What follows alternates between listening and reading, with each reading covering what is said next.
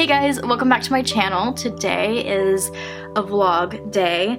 It is Edgar Allan Poe's birthday, so I thought what better way to celebrate the day than to pick up some of his works and read them. And most of these are going to be my first time reading them ever. So I'm really excited. I feel like I've only have read little pieces of his work, and I know a lot of his work is like poems and short stories. This is actually the complete stories and poems, so I think this has like a compile of like most of his work, if not all of it. And then this one is The Raven and Other Poems, so I just picked up both of them. I am excited to deep dive into his work and take you guys along with me. I did see that some people were doing a readathon for his birthday, and I'm kind of just feeling out of it and not really like I can put a lot of energy and stuff into a readathon right now. So I kind of just want this to be like my lazy day, chill, read, self-care type of day where I'm not really focusing as much on completing a readathon or like being invested in a readathon. So I thought I would just do my own little thing and read Edgar Allan Poe for his birthday. You guys will have to let me know down below in the comments what your favorite or what's your favorite Edgar Allan Poe story or work in general. And I'm hoping, I don't know if this book has it or not. I guess I could look at the beginning, the contents, and see, but I would love if this had The Fall of the House of Usher, and it does. I love how somebody went through and made little check marks in this library book. But yeah, it has The Fall of the House of Usher. So hopefully once I get through with that one, I can watch the new show on Netflix by Mike Flanagan. I don't know why I was stumbling there on that. I am like approaching like the 7th day of kind of just feeling under the weather. So yeah, the brain fog and the fatigue and everything else has just been really real. So today is my self-care day, ending out other vlogs. Today is January 19th, which is Edgar Allan Poe's birthday. So I thought I would get cozy today, do some self-care, maybe put on some makeup later. And read some of his work and maybe even get to the show later. Obviously, I'm not going to be able to complete all of that in one day, so I don't know. We'll see where this vlog takes us. Next, I fell down my Edgar Allan Poe reading journey. His birthday is January 19th, so since January 19th, I have been reading his work. Some of them are rereads, other ones are new to me, but I've enjoyed all of them, and I wanted to do a quick little rundown. So I read Murder in the Rue Morgue, and also The Purloined Letters, and there's one more, The Mystery of Marie something or other. This is a like little mini series, because all of these are like short stories to begin with, but this is like technically the first mystery out there. Like, it's like he started this genre, and it's like the first like Sherlock Holmes, and he has inspired Sherlock Holmes, or he was the one that inspired Sherlock Holmes and all the mysteries in the genre today. So it was really cool reading these. I think I landed on a 4 with them. They weren't my favorite of his work, but I still really enjoyed them, and seeing just how funny the mystery like really went. And I have to say, this guy really liked orangutans in his stories. A Descent into the Maelstrom. This one for me didn't really hit as much as the other horrors. This is a horror about this guy's story, or his firsthand story of like what happened to him out at sea with a gigantic whirlpool and how like he survived it. Definitely has horror elements to it, but it just didn't really do it for me as far as like really freaking me out. Hop Frog also didn't do it for me as much either. This is a story with a little person who is kind of just bullied like throughout, and then is a revenge story. So it kind of gets his revenge in the end, and it is gory. There's gory details and stuff like that. I'm having more and more of a harder time with the constant villains that are just like villains because they are making fun of somebody or saying slurs or different things like that. Just kind of as I don't really care for it in any book that I do read, but whenever they're this short, I feel like they're focused on a lot more that it just makes it harder to enjoy it as much, where I'm just like, man, the villains can like still like be villains, but I guess, you know, in a way this is like a revenge story, but yeah. Both of those I landed at a 3. Oh, also The Gold Bug. I think I'm landing at a 3 with that one too. It wasn't bad, but I liked where it went to. This is about these guys. This guy says that he was bitten by an insect, a bug, and call him a madman because he is talking about this quest for gold and just rambling on about it. He set off on the journey to find this gold. There's coded messages, there's hidden treasure, and I did like where it went, but I feel like kind of getting into the story was a little bit harder for me than I would have liked, but I landed a 3 with that one as well. But you guys, the next 3 have been my faves horror-wise so far for me. The Black Cat is such a good classic horror tale. Some of these I'm pulling up because I'm like, what do I give away? Because they're so short that I don't want to like just spoil them if you've never read them. But these 3 are still my favorites of his, and I just really enjoy reading them. Black Cat centers around a black cat and the deterioration of a man. That is literally the perfect way to phrase this. This guy is losing his mind, and it's because of this black cat, and it's just really haunting him and making him do very bizarre and gruesome things. The Fall of the House of Usher follows, kind of just shows the fall of the last remaining family members, the terrible events leading up to it of the Usher family. It goes kind of over like the last 2 days of the lives of the remaining people of this family and this strange disease that they've contracted. The Telltale Heart is a very, very short one. It is a psychological thriller. It's very morbid. It's from the point of view of this guy who is plotting the murder of this guy who has a very strange eye. It is just go into it knowing it's very psychological and, like I said, morbid, and it's a very quick, fast-paced read as well, but it is gruesome and he doesn't hold back, to say the least. I have come to find out that I'm really enjoying his short horror over anything else so far, but stay tuned for that. I am making my way through all of Edgar Allan Poe's work, so I felt like this was like the perfect readathon to like slot a horror in from him. And I keep forgetting the name, The Cast of Amontillado. Also landing at a 3 with this one. It was a rather quick read, but this is a short story. Have been enjoying his writing to an extent. I do feel like it takes me a little bit longer to read his work just because like you're really like focusing in and being like, oh, that's how they used to say it back then. It's very aged writing. Set in a nameless Italian city in an unspecified year, possibly during the 18th century, and concerns the revenge taken by the narrator on a friend who he claims has insulted him.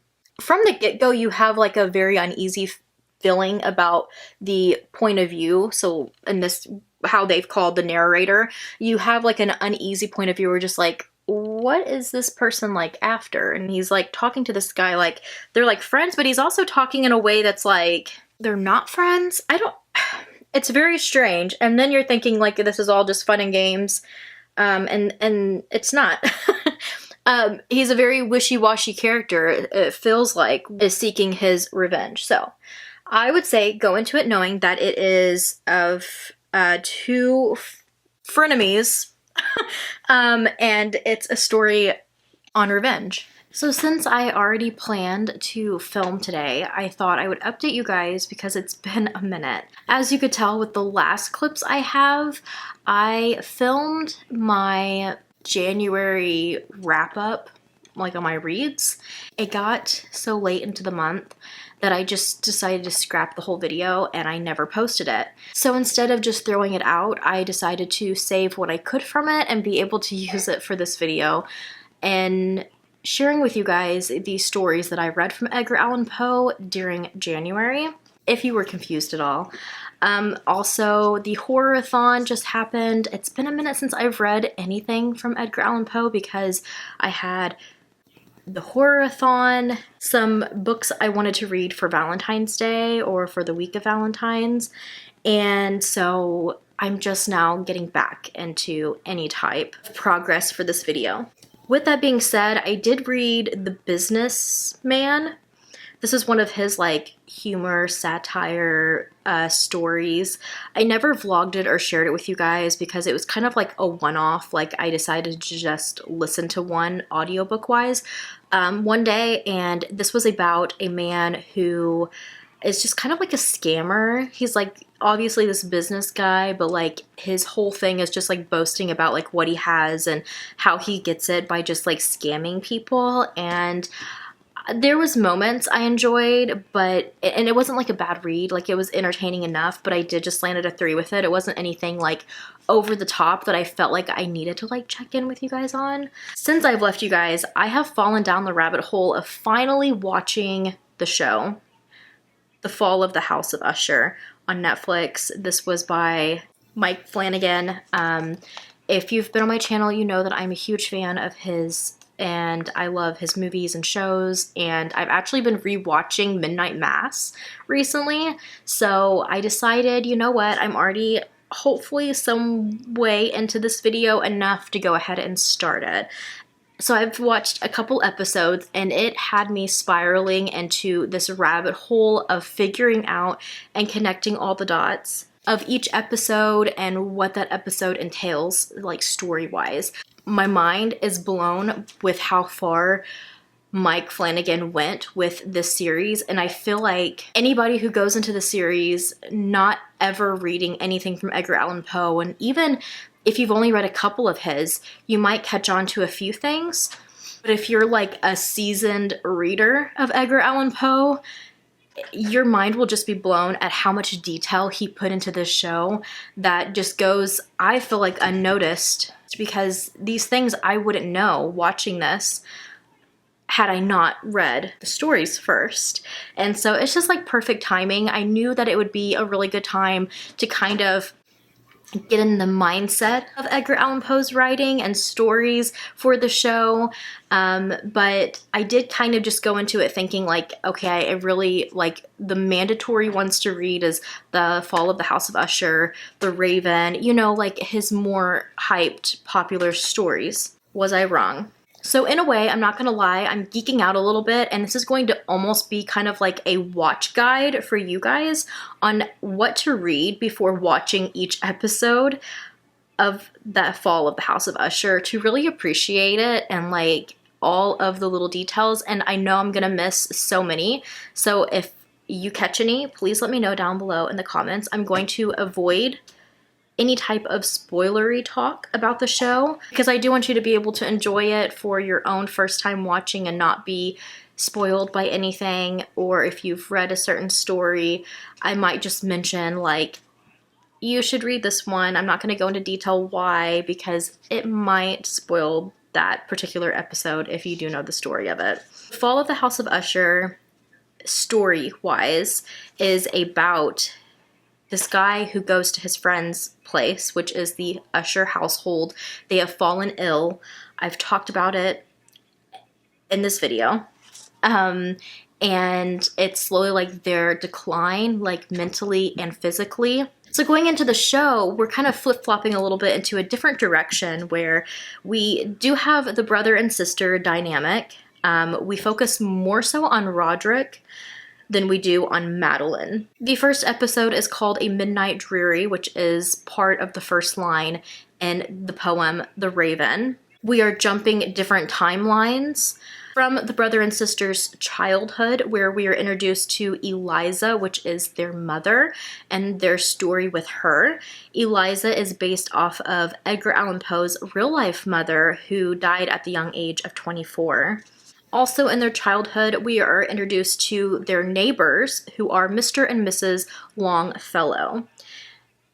These characters are actually named after real-life people, more so Mr. Longfellow, who is named after a poet, Henry Wadsworth Longfellow, who later in life, which was a pretty short life for Edgar Allan Poe, but Edgar accused Longfellow of plagiarism. So there's some beef between them. They did not like each other. He very much disliked this man. And so we kind of get to see a little bit of that dynamic in the show with not really liking this neighbor, which has me jumping into the next character I want to mention, which is Rufus Wilmot Griswold. We are introduced to him as the story progresses a little bit. We're jumping to a timeline of Roderick and his sister being like young adults. Roderick is starting his family. We are introduced to like his wife, his first wife, Annabel Lee, who is named after one of his stories or poems, I believe, called Annabel Lee. She's also the mother of the first two children. We are introduced to Rufus Wilmot Griswold, who is also named after a real-life person.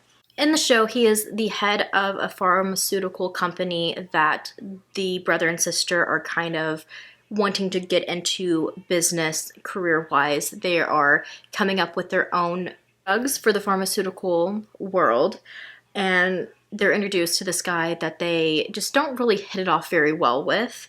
And he is named after a real-life writer and poet who was the head and pretty much his boss, Edgar Allan Poe's boss at one point, and they kind of butt heads. So it's really cool that Mike Flanagan tied in some real-life people, at least their names tied in with characters, especially ones that like weren't very liked by Poe, and I mean ditto to each other.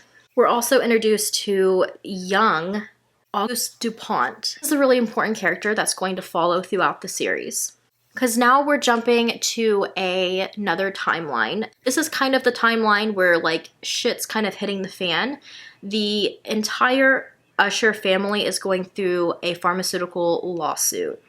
Dupont is the assistant U.S. attorney, and so is kind of going up against them and trying to break them. And he is telling them that, or telling Roderick that there is a mole in the family that's giving him credit or certain tips that's going to hold up in court in his favor. We also have Arthur Pym, who is a legal and business guy for the Usher family. He's kind of like a PI for Roderick, and he is working to figure out who the mole is and getting all this information and bringing it back to Roderick. Pym is a character from Narrative of a Gordon Pym of Nantucket, which is one of his longer short stories, while Dupont is a character from his more thriller mysteries like Murders in the Rue Morgue, in that 3-part series that I read at the beginning of this video. Our last timeline is we're jumping to the present, where everything's already happened. Roderick is back at the family home, the very first one where him and his sister and his mother lived. It's broken down, it's in really bad shape, and he's sitting there with Dupont telling him everything that happened and how each one of his children over the matter of weeks have died. And that is how the whole series goes.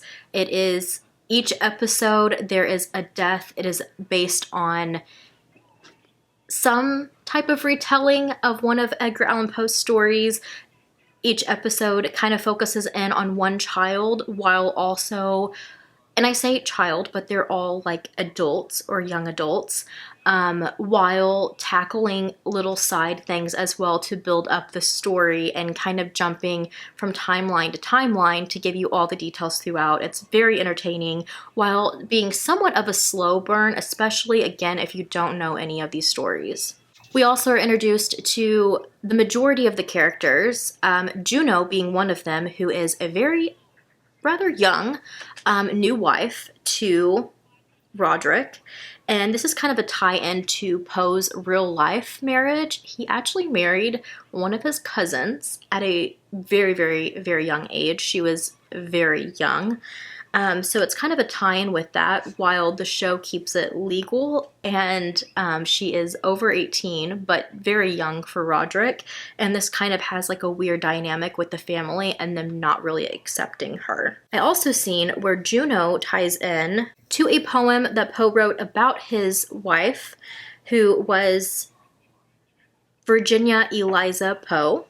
She was 13 when they married, and he wrote her a poem called Eureka, which mentions the asteroids, including Juno, and that is where Juno got her name. We also start to get a little bit more familiarized with each one of the 6 Usher children, because in the show, Roderick had 6 kids, 2 of them with Annabel Lee, and then the rest with different mothers. The oldest, Frederick, then Tamerlane,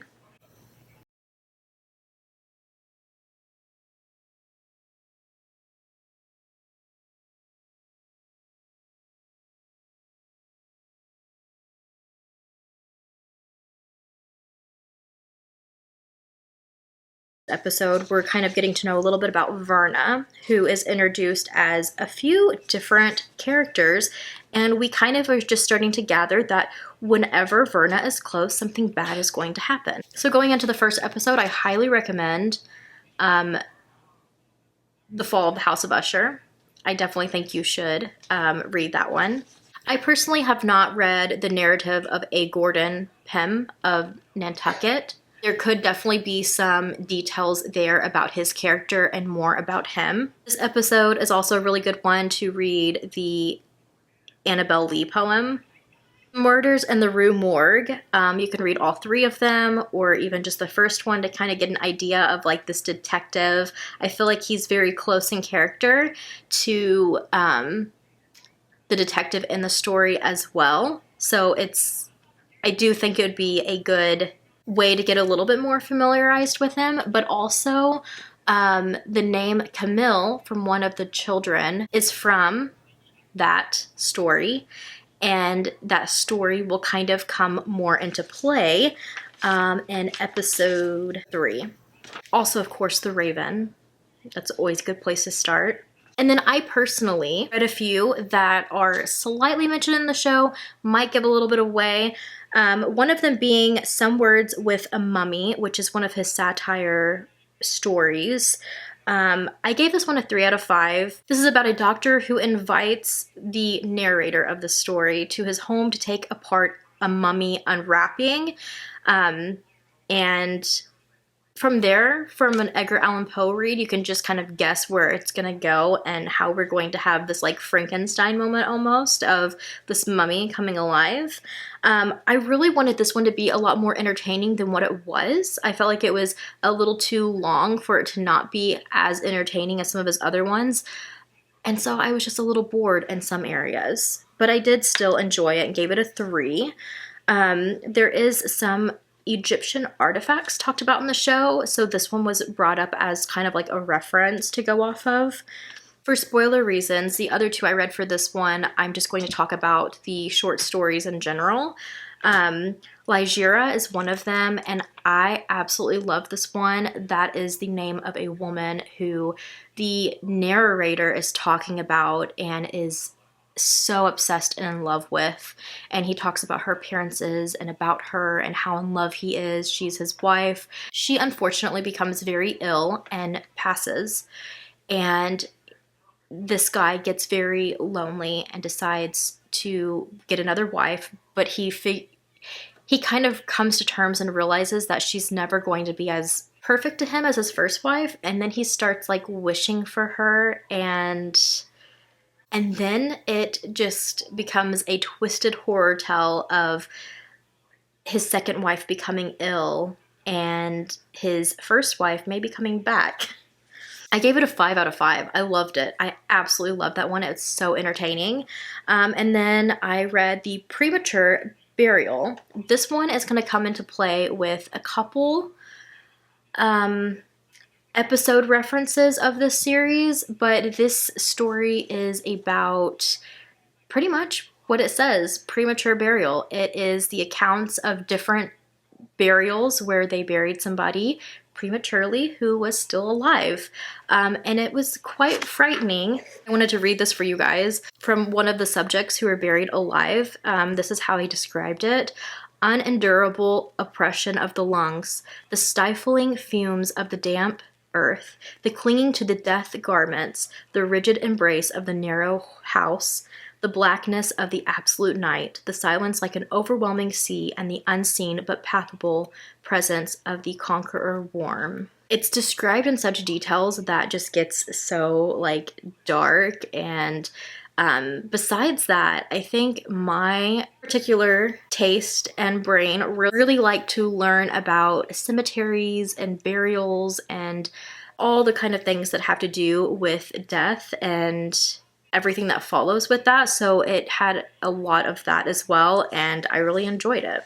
I gave that one a 5 as well. With this update, this is me just geeking out over this show because I'm enjoying it so much, and I'm just falling deeper into a rabbit hole of all of his work and all of the connections within the two that I'm going to try to tone it down a little bit. But I thought it'd be really cool as I go and as I watch episodes, I can read kind of like the stories that relate to that episode and let you guys know my experience with it while trying to stay as spoiler free as I possibly can.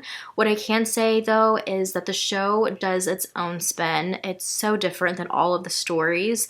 A lot of the time it's the littlest reference, as in this character is named after a character in the story, but it has like nothing to do with that. And then another character who's named after somebody else might have that episode themed on this story, and that's where it would be a little bit more spoilery, but he does it in such a way that it's pretty much like a retelling and not straight to the script. So for the rest of the day, I'm going to be reading my stories that I wrote down from the second episode, and I will probably let you guys know tomorrow what I thought of them, since this check-in has already been terribly long.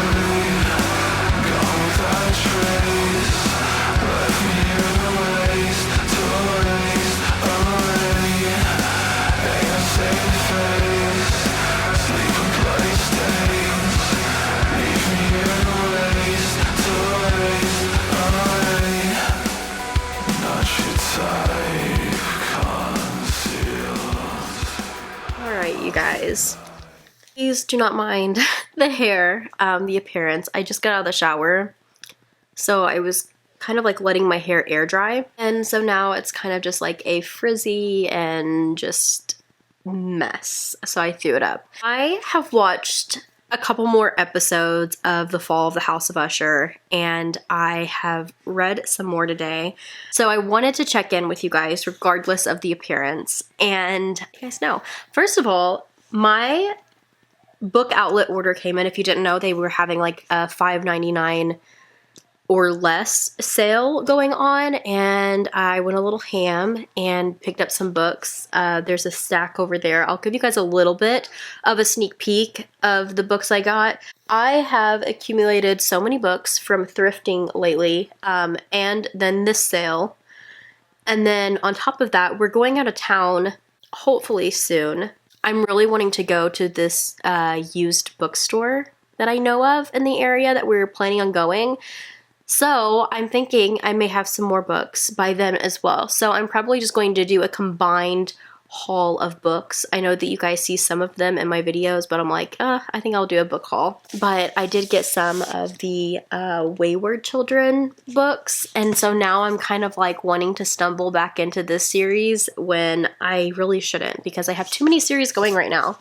That aside, expect a haul soon. It's also March 1st. It is the Realmathon this month. I have joined the Shadows and I'm really excited, but I feel like my reading is just going to be all over the place, at least for this first week, because I'm reading so many short stories, and these literally amount to nothing point-wise for my team. So I'm feeling a little bad about that. I think since I'm reading them from a collection of Edgar Allan Poe, what I'm thinking about doing, if I finish the rest of the collection, great, and then I'll just add up how many pages I've read in the month of March.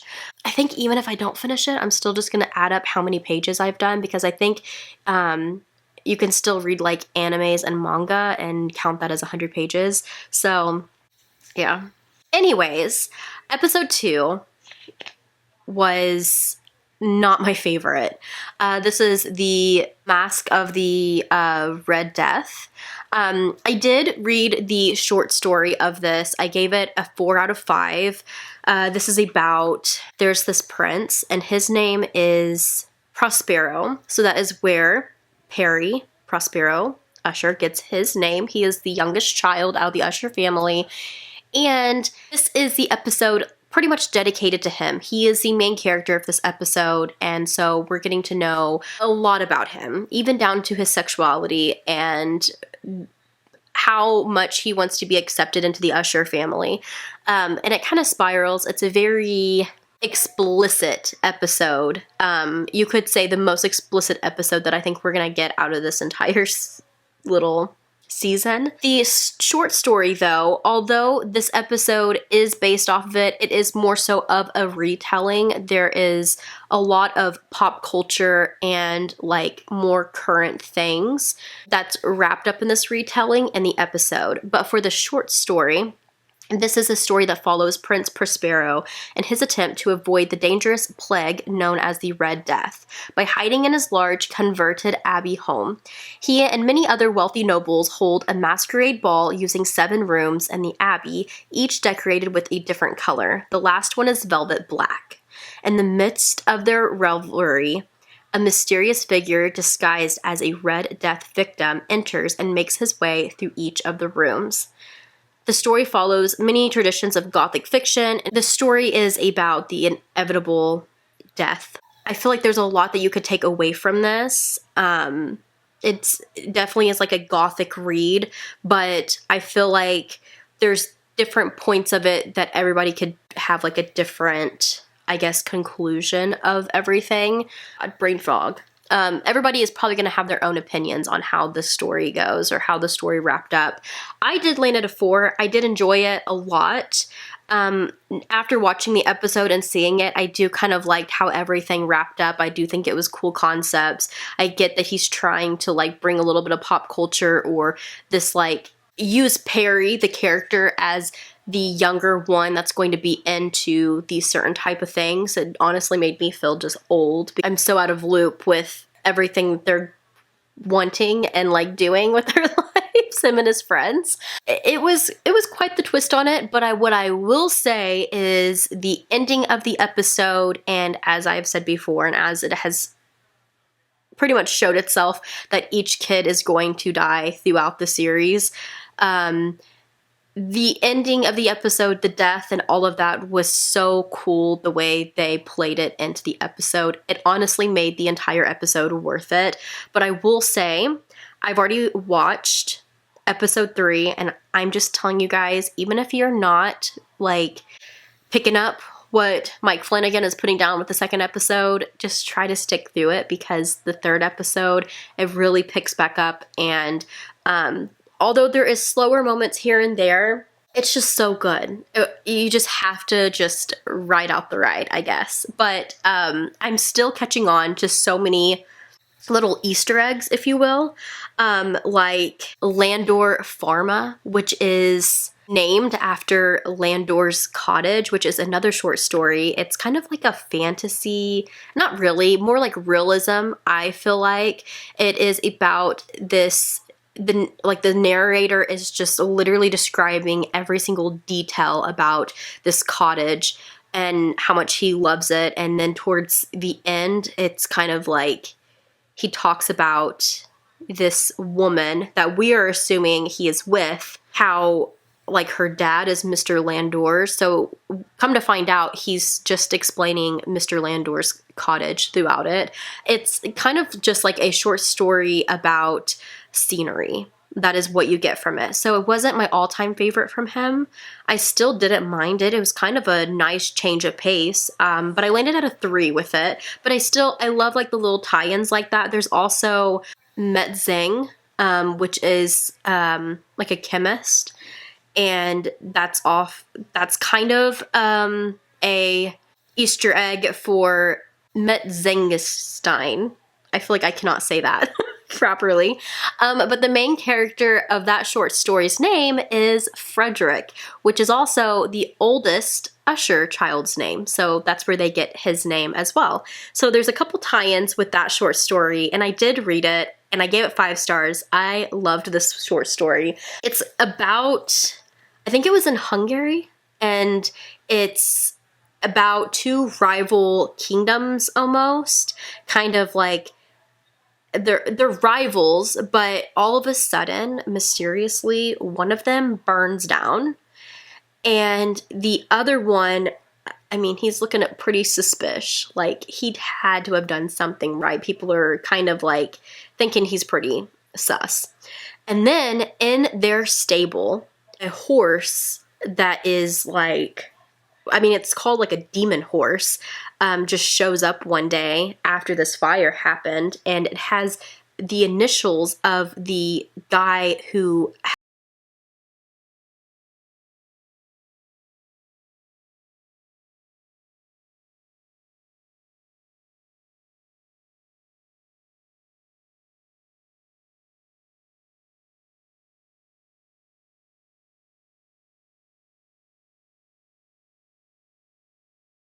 I guess even shittier person or whatever, but the descriptions and everything of the story was just so cool. I loved how it ended. It was just exactly what the story needed, and it's one of those just like creepy, eerie, gothic tales where you just don't really know which way it was gonna go, but I like the way it did, I guess. I don't feel like I should give it away, but it doesn't really have any tie-ins with anything of the show besides 2 different names that go with that one. So yeah, I read those 3 this morning.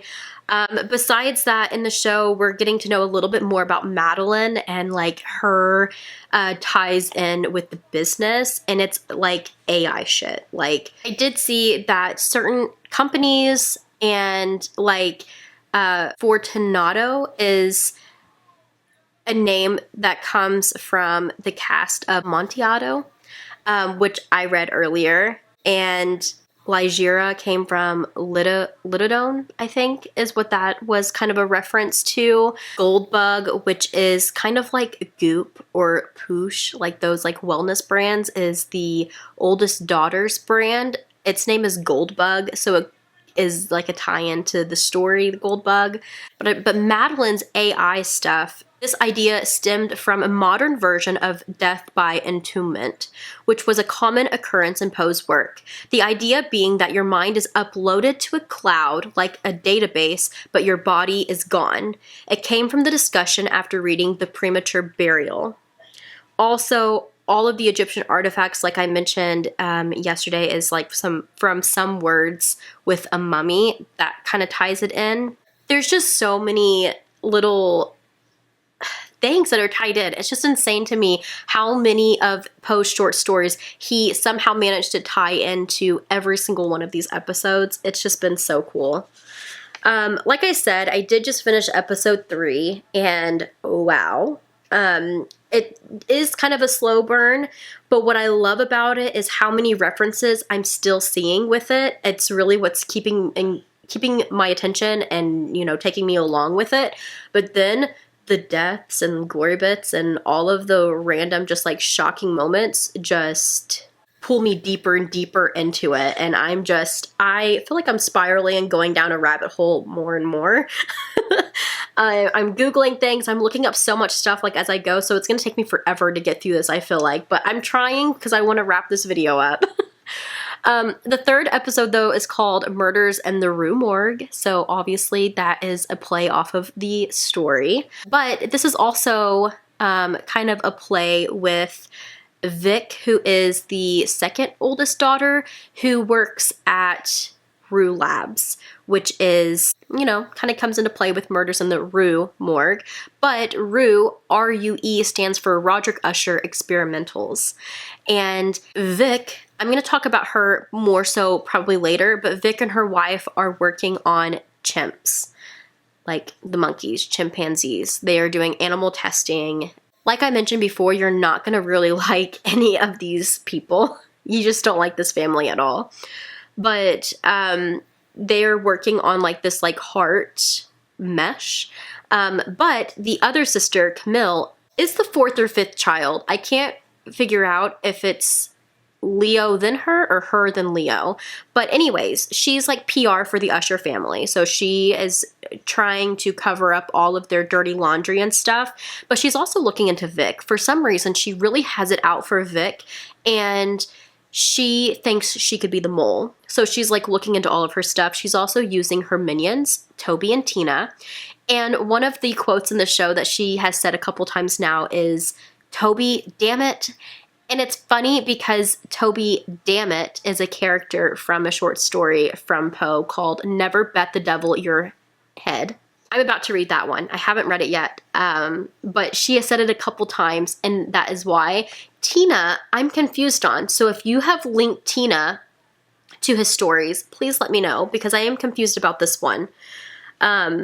Maybe she's even in this story and there's going to be something with that, but they're kind of like her minions that she has like looking into things, helping behind the scenes. We're just kind of seeing a little bit into her life, what makes her tick, how she treats people, and I love Kate Siegel, who's also Mike Flanagan's wife. She plays Camille, and I love her. But I will say, I also love that this episode is focused on her looking into Vic, who's working on these chimpanzees, because if you've read Murders in the Rue Morgue, or that series, Poe really had a thing for orangutans. And I did mention this earlier, I believe, at the beginning of this vlog, and so I feel like that's where the monkeys are kind of being tied in, which is really cool, the way that this episode plays out, a little bit foreshadowing there. It just kind of brings it all full circle with the name and the retelling of that story. Oh my goodness. I hope some of this made sense, because my brain is so foggy today, and I'm going to get back to reading and watching, and I will let you guys know what I think of Never Bet the Devil Your Head tomorrow.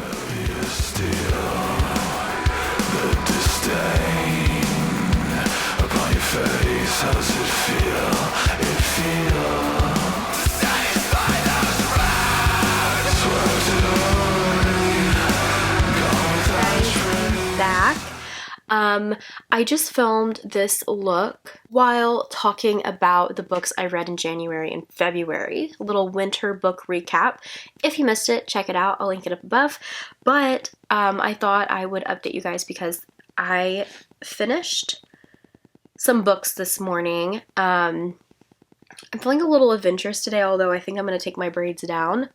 In a little bit, I'm going over to my friend's house, so we're going to just like chill out and stuff. Don't think I updated you guys yesterday on Never Bet the Devil Your Head. I gave it 5 stars. I really, really liked it.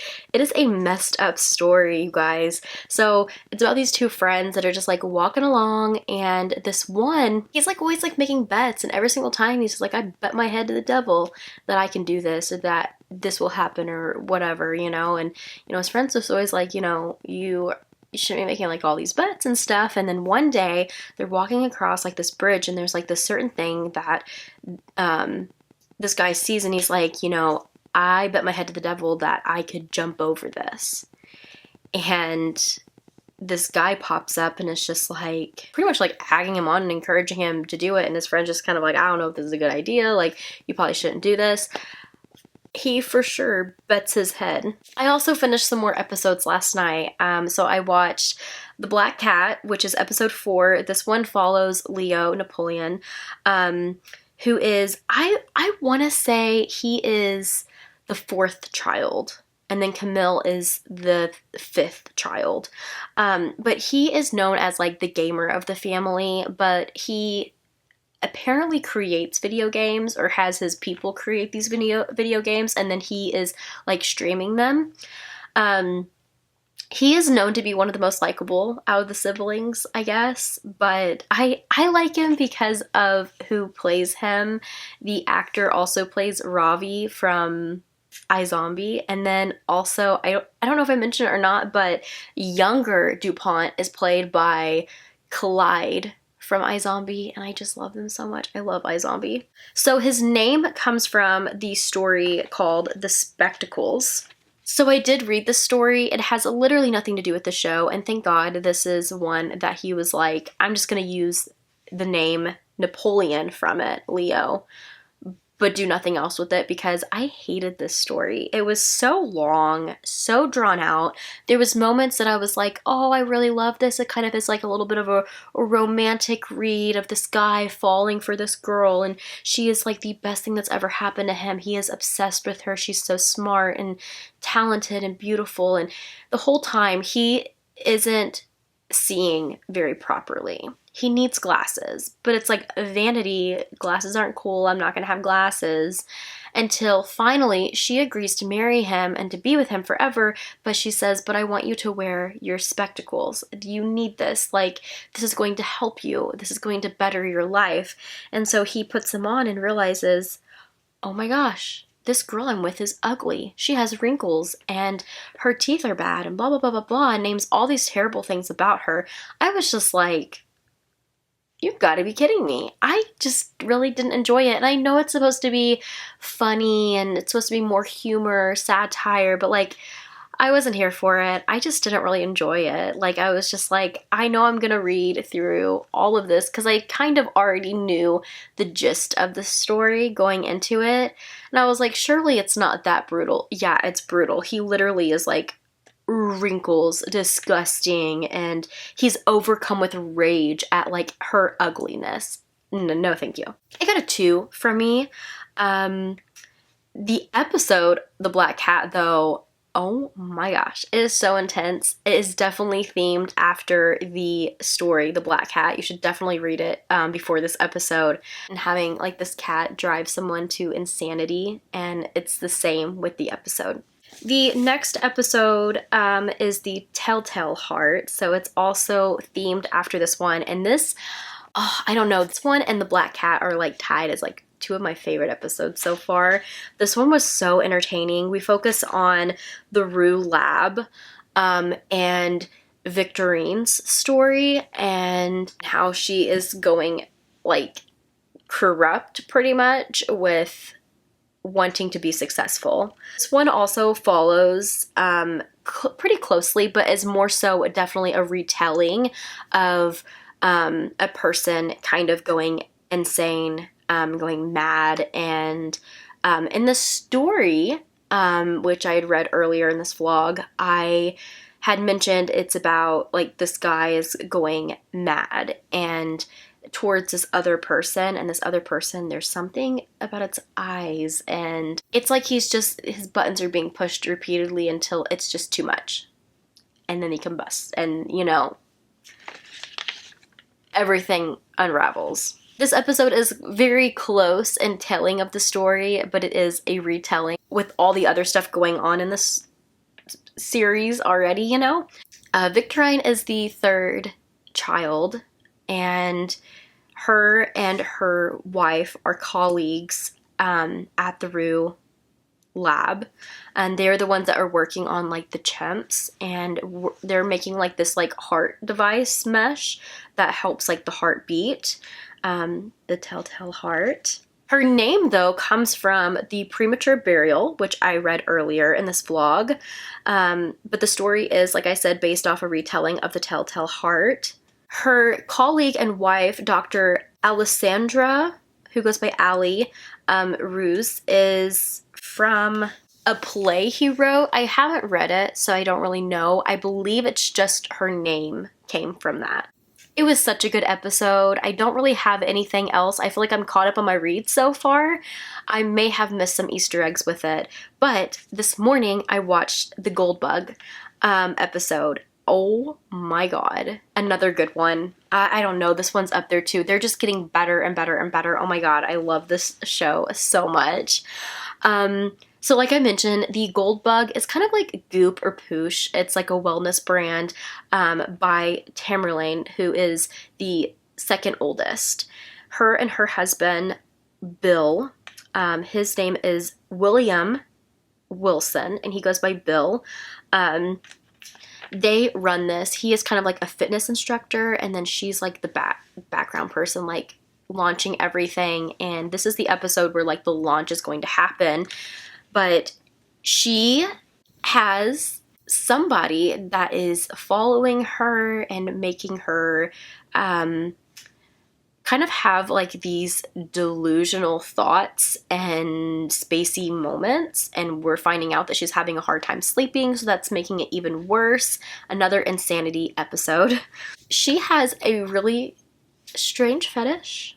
I guess I hate to like put anybody's like fetish or kinks like, you know, to shame, but she has this thing where she likes to invite women over to have dinner with her husband and to almost like pretend like they're her.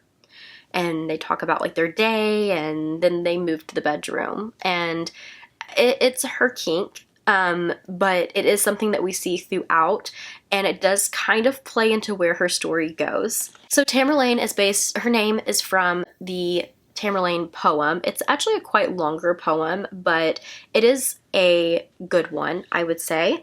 The Goldbug is named after the Goldbug story, which has nothing to do with it. They just use the name and a Goldbug as the logo. But I have read that one as well. The last thing that I noticed from this episode and that I wanted to piece together now, although I've known about him throughout the series so far, but her husband, William Wilson, the name comes from William Wilson, the short story, which is a cool tie-in because this episode is like a retelling of William Wilson as well. What's really cool about this story, I think I ended up giving it a 4. I think it was the first one I read this morning, but I think I landed at a 4. It was a little longer than I would have liked and a little boring at times, but it's almost like this guy has a doppelganger that's driving him insane. He's ruining his life, and he's like, why are you here? What is this? Is this a person? Like, what is this? And that's technically what Tamerlane is going through in the show. And it just spirals in this episode. This is her episode. So it is really cool that that's her husband's name, but it ends up being her story. But what I also wanted to say here is that deep diving into this short story, I found someone talking about how after Stephen King read this short story by Edgar Allan Poe, it's where he started getting his idea and what formed into his novel, The Outsider. And if you guys know me, you guys know I love the Mr. Mercedes trilogy, and I love Holly Gibney. I've read all of them. I've read the trilogy, and then I continued on. I read If It Bleeds, The Outsider, and even his newest novel, Holly. So I love that series so much. So I thought it was really cool that that was like what first inspired him for The Outsider. And I was like, I already know where the story's gonna go. And it was really good. I just felt like there was that middle portion that could have been like toned down a little bit or more entertaining. There was also the mention of the bells in this episode. I believe it was the dad that was like, Roderick, who was like, do you hear that? Do you hear the bells? And I know that there is, I think it's a poem and not a short story, but just a poem called The Bells. And I think to wrap up this video, tomorrow I'm going to, because I don't think I'm going to get to it tonight, but tomorrow I'm going to try to watch the last, I think there's 2 episodes left, finish out the stories for those, and then maybe just finish out my day by reading a bunch of his poems and letting you guys know which ones really struck a nerve for me. But that's my check-in for today. See you guys tomorrow.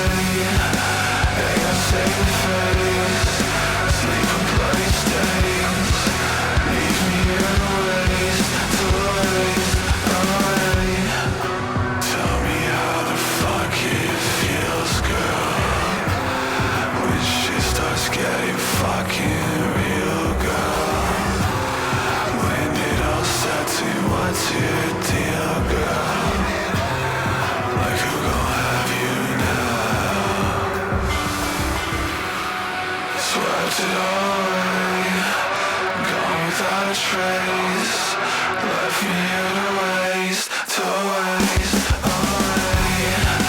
Ain't no saving face, sleep in bloody stains, leave me here to waste, away.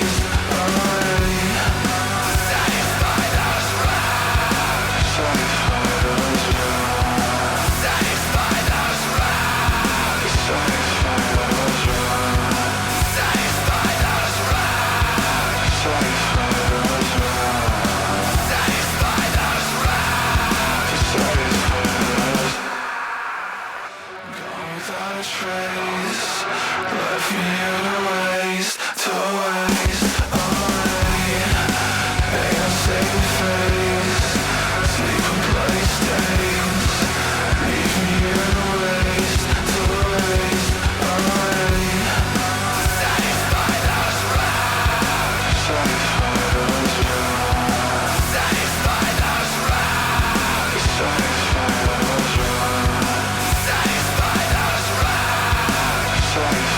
was wrong. Satisfied I was wrong. Satisfied I was gone without a trace, left me here to waste, away. Ain't no saving face, sleep in bloody stains, leave me here to waste, away. Satisfied I was wrong. Satisfied I was wrong. Satisfied I was wrong. Satisfied I was wrong.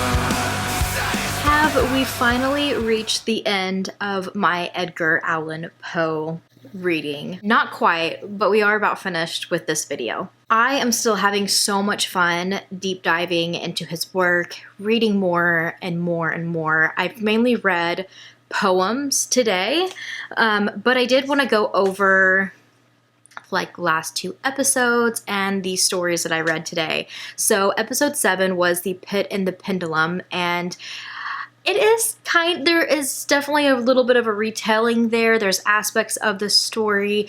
The story is about a prisoner who is describing this dark, dank, damp cellar, and how he is trapped in it, and ultimately he finds out that there is this huge pit down in the floor. I mean, if he goes into the pit, he will die. And then up above him, there's like a pendulum from like a clock, but this is a saw pendulum coming down hour by hour. So it's kind of like you have to pick one or the other. It is very, very engaging of a story.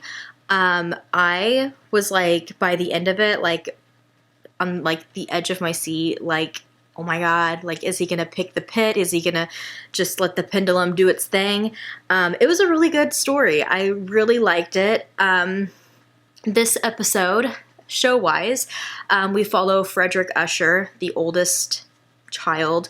We follow a little bit of his story. I mentioned earlier that his name came from a short story. Also, there's little Easter eggs of him working with, he does a lot of bowling, but he also, you can see him working with ships and bottles. So it's kind of like a little Easter egg to the short story manuscript found in a bottle, which I did like. This short story has nothing to do with the show. There was literally just that simple little touch of adding Frederick working on a ship in a bottle that kind of is, you know, an Easter egg for the short story. But the short story follows a guy who is writing this manuscript that he's going to put in this bottle. It's kind of like it is the end for him. His life is coming to an end. We're not sure why. He's very sane and like collected starting this letter, and then it just takes a huge shift. And he's like talking about all of this terrorizing things that took place on the ship, involving a huge ship that just came out of nowhere, almost like a ghost ship that started terrorizing their ship. It was quite the ride.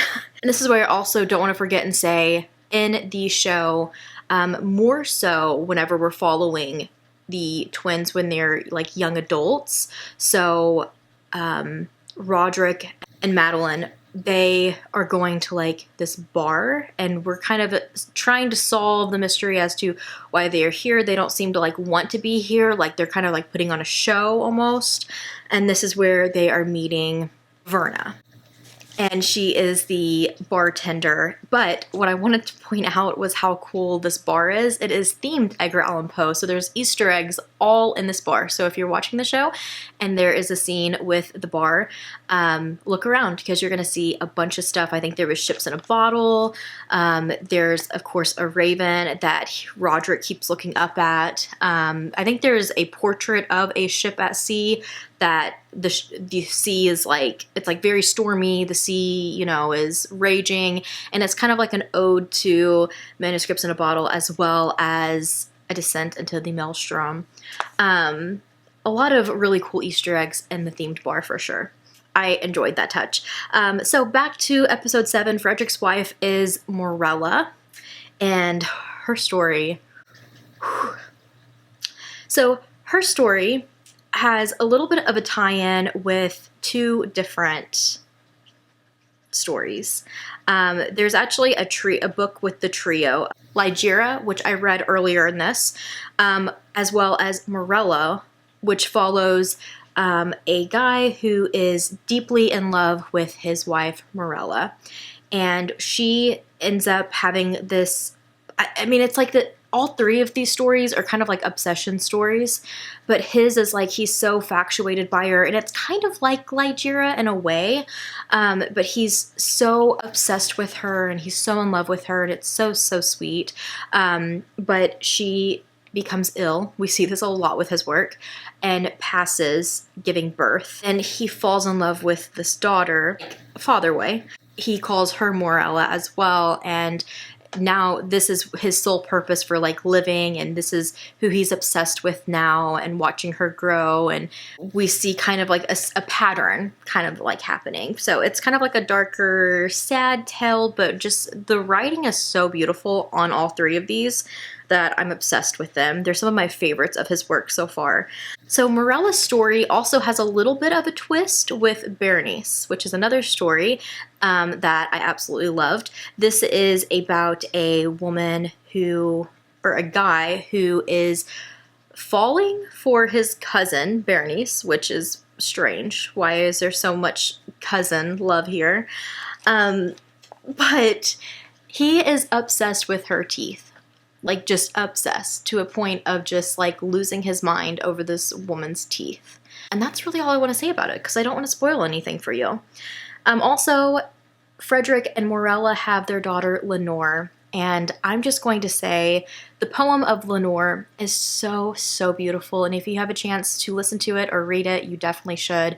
But I will say, I'm not going to say anything else about it besides the fact that I love it. And it's just heartbreaking, because saying anything about the story will give away too much about Lenore, the character in the show. And if you read it beforehand, you will give it away for yourself too on what to expect.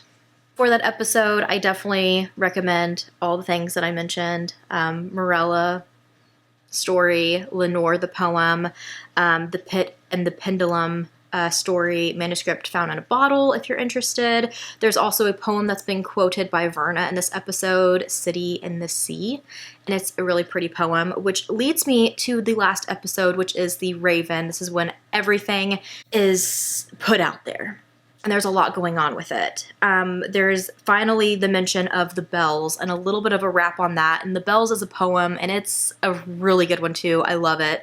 That is kind of like, you think the bells are a good thing, and it's kind of like this like mystery, and it turns really dark, and the bells are not a good thing. So it's like from good to bad or good to evil type of ordeal with the sounds of these bells.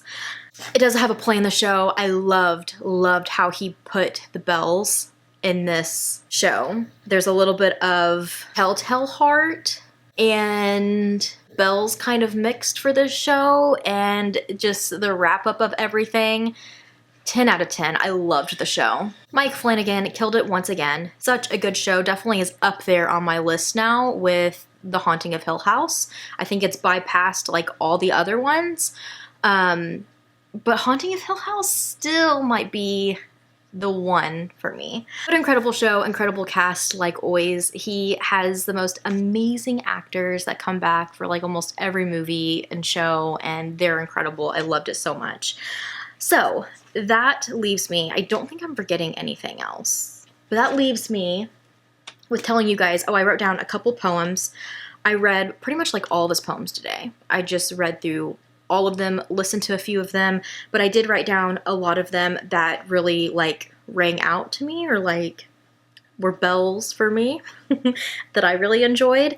So City in the Sea was the one I mentioned a while ago. I do really like that one. I like Lenore. I like The Raven, of course. But I also really loved Epian, and then Alone. Annabelle Lee is really sweet as well. I also really liked the eerie, dark vibes of Spirits of the Dead and The Haunted Palace. Those were really good as well as The Bells. Those were some of my absolute favorites from listening through his poems. And you guys, reason I say I'm not done just yet reading Edgar Allan Poe, because I'm still spiraling into this rabbit hole, is for one, I want to finish all of his work, and I still have quite a few on my list to tick off, and this is just somehow turned into a goal for 2024, so I'm adding it to all of my other reading goals, to complete all of his work this year, and preferably within like the next couple months. Hopefully by spring I've read all of them. But I also picked up a couple more things. So this one being Edgar Allan Poe's work, but in like an illustrated form. I really wish there was more in here, but it is so freaking cool. Oh, I want a copy for myself. It's so beautiful. It has the Poe's checklist. I'll show you guys at some point in this video a little bit more of this, and stay tuned for even more. But this one has The Mask of the Red Death, The Cast of Amontillado, Annabelle Lee, The Pit and the Pendulum, The Telltale Heart, The Bells, The Raven, and then the author's note that kind of like deep dives into each one of those stories or poems. So a little bit of a variety, mixture of poems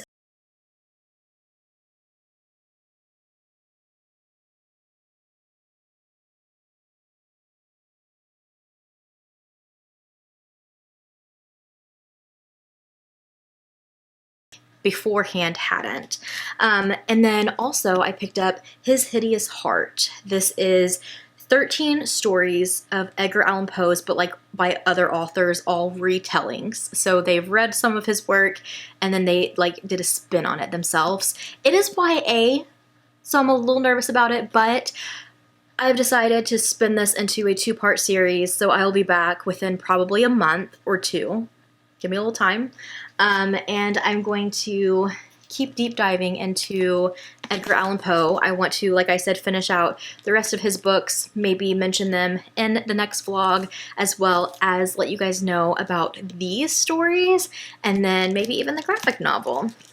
Also, I'm really wanting to reread What Moves the Dead by T. Kingfisher, which is kind of like a retelling of Fall of the House of Usher, because I want to read the next one, but I really wanted to reread that one because I remember absolutely loving it last year. So I'm wanting to reread that one as well, so maybe I'll include it in that, but it has just got me spiraling down this rabbit hole like I mentioned, and now I'm just wanting to read so many retellings and so many stories that my brain really adding on the goals for 2024 book-wise. But thank you guys so much for sticking through this super long video. If you have any other fun facts about Edgar Allan Poe's work or anything that I maybe missed in the show, please let me know, or just let me know what your favorite story from Edgar Allan Poe is, or if maybe I've inspired you to pick up some of his work. I've had such a fun time. I'm absolutely loving it, and obviously not done yet. Thank you guys so much for hanging out. I really appreciate it, and I'll see you in my next video.